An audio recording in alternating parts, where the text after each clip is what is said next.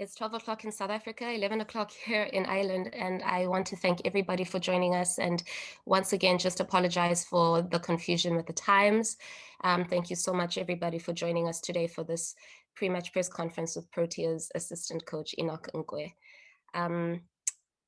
Enoch, are you ready to get started?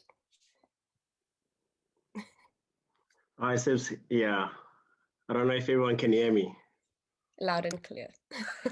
Fantastic. Okay, cool. I see Ken is nodding, so I see that we can definitely get started. As usual, just to please remind everyone to put their request to ask a question on the chat panel, and then we'll take it from there. I see Zahira is already there. Please get us started off, Z. Hi, Enoch. Hope you're well. Just in regards to the West Indies series, obviously it was a great win to get over the line 3-2. But just in terms of the actual side, it seems there are a few questions at the top of the order, in the middle of the order, and also at the death. In terms of the bowling, what are you looking from the squad during this upcoming series to answer those questions, for guys to put up their hands? Good day, everyone. Thanks for having me here. Sorry, just to try and answer your question. A lot of things, yes, as much as we won the series in West Indies, we were realistic about how we actually went about our business. And we did have a debrief and address quite a few concerns that we need to continuously work on and actually back ourselves in different phases of the game, in our batting department, fielding department, and bowling department. So the fortunate thing is that, with back-to-back tours and games, doesn't really give us a lot of time to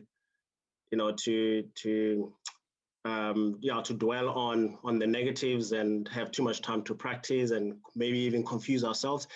So it's actually, we've taken the positive out of obviously back-to-back games, where it gives us an opportunity again, to try and execute those certain areas that we need to get right for the World Cup and under pressure in competition. So that's actually been a good thing for us, as much as we're still not where we're supposed to be at. But those are some of the things that we're working on, instead of being at practice and just trying to sort of simulate the same level of intensity. There's nothing better than actually try to improve under that sort of pressure. So yeah, going into this series now, we're not going to take it any lightly. We do understand that there's a lot of areas that we need to improve on, especially in our bowling, right at the back end, but also in our batting, in different phases, like I said. So we're here to win. Every game that we play, it's a win. So that's not really the focus point. The focus point is to ensure that our processes that we put in place, we give ourselves the best chance to master those processes, in line with obviously the upcoming World Cup, to ensure that by the time we conclude our Sri Lankan tour, we're happy in terms of the things that we wanted to put in place. Thanks, Enoch. And then Ken. Hi, how's it, Enoch? You touched on a little bit of a lot of points there in that first reply, but if you could just elaborate for us about the death bowling in particular, and those middle to late areas in the attack. Are we likely to see guys like Lazard Williams, guys that can vary it up a bit more of Andile Pehlukwayo, more against Ireland, to give us more variety in the attack rather than the front line, paces that we're used to? Hi, Sue. We're something that also as a selection panel, we're going to be meeting later in the day, and to actually discuss how in detail in terms of how we, what's the objective of this tour as well, to finalize that from a selection point of view. So yes, we'd like to see different personnel as well, in different roles, and see how they actually perform, see how they respond to that. yeah, I mean, there will be opportunities created for certain individuals, and I'm really excited about that because I really believe that the squad that we actually have outside of our frontline players, they can still do the job. So that's something that, we're going to be trying out in the next couple of games. And then we can reassess after this series and see in terms of going to Sri Lanka, what's going to be our combination. But it is a healthy thing to do for us to sort of broaden our net and give us more options. So definitely there will be a couple of opportunities for different personnel. Ken, and then Firdous. Thanks, Subs. Hi, Enoch. Nice to see you again. Obviously, conditions in Ireland are very different to what you had in the West Indies, and will probably be very different to what you're going to get at the World Cup. I guess just one of the things, like in the West Indies, you had to do the bulk of the scoring was easier up front, whereas in Ireland, depending on overhead conditions, you might have to be a bit more careful in the power play. But how important is that sort of mental adjustment that the players are learning for the World Cup? I mean, conditions might be totally different, but in terms of training the brain, if you like, to be flexible. I can. Yeah, no, absolutely. I think it is something that we've been talking about quite a lot in our meetings from a mental flexibility point of view and emotional, because we've had some other challenges, but the guys are responding well. And at training, even during matches, something that we really drill it into our heads to ensure that we don't drift away in terms of our mental processes. We do understand that conditions are going to be different, and even at the World Cup, we might face different, within the same country, we might actually face different conditions. Some places might be a lot flatter than others, might be a lot slower. Going deep into the competition, there might be a lot more spin, slower. So we have that in the back of our minds, and it's actually a good challenge for us, having played in West Indies and pitch conditions reacted differently. Now we're in Ireland, depends on the day and the time of the day as well.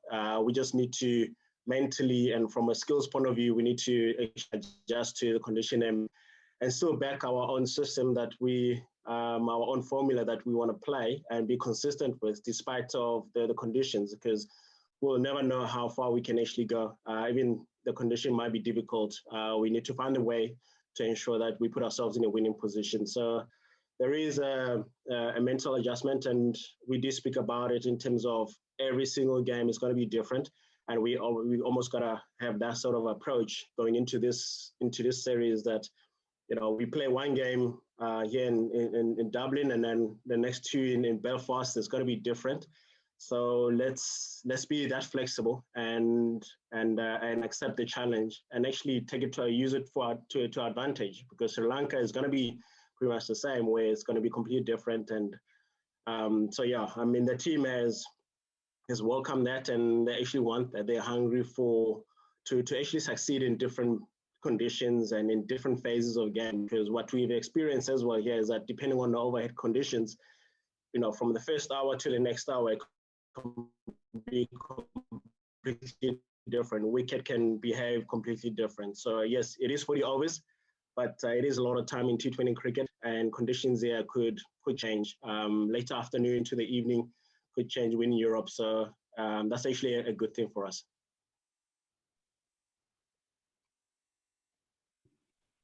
Hi, Enoch. I hope you're doing well. Enoch, obviously with the India series unlikely to happen because of the IPL, I guess you've got two series before the World Cup. If you had to make a short list of the things that need to or the boxes that need to be ticked between now and the World Cup, what would be on that list? Well, hi, Firdous. Yeah, well, some of the things is ensure that we're confident in our death bowling. We have clear plans. It's a matter of backing ourselves to execute that over a long period of time and committing 100% to that as a collective. It's one of them, and also by the time we finish end of Sri Lankan tour, that we can trust the formula that we've been working on over the last couple of months.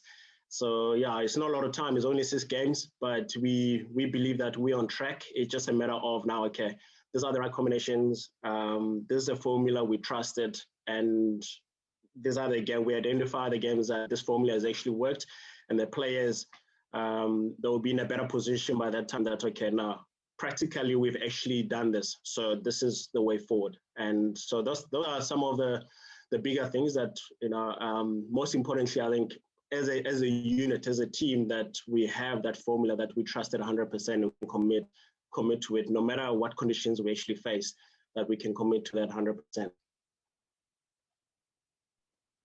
Zahir? Enoch, I'm back again. You speak about committing to process and plans. We saw Temba opening in the final T20. Are you going to commit to the captain opening the batting going forward? Yeah, it is something that we want. We do understand that there's a good synergy between Quinton and Temba, right up the order. And yes, I mean, we have been put in certain situation to try a certain combination to see how that would work.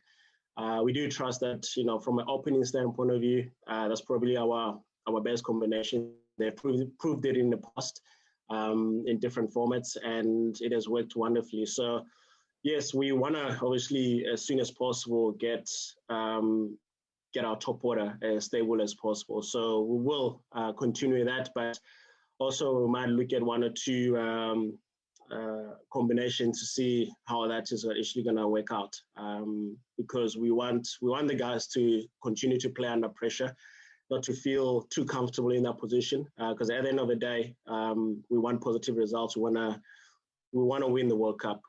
That's the ultimate goal. But in getting there, we need to make sure that we have the right combination, the right formula for us to score big runs and being able to defend that or even chase big runs. So yeah, we'll continue with that.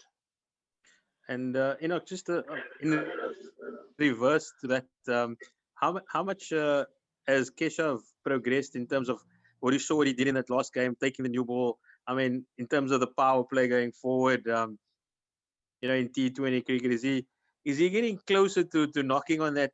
We know how well George and Tabrez has done, but just is he getting closer to particularly that power play, taking that ball, the new ball up front in T20 cricket?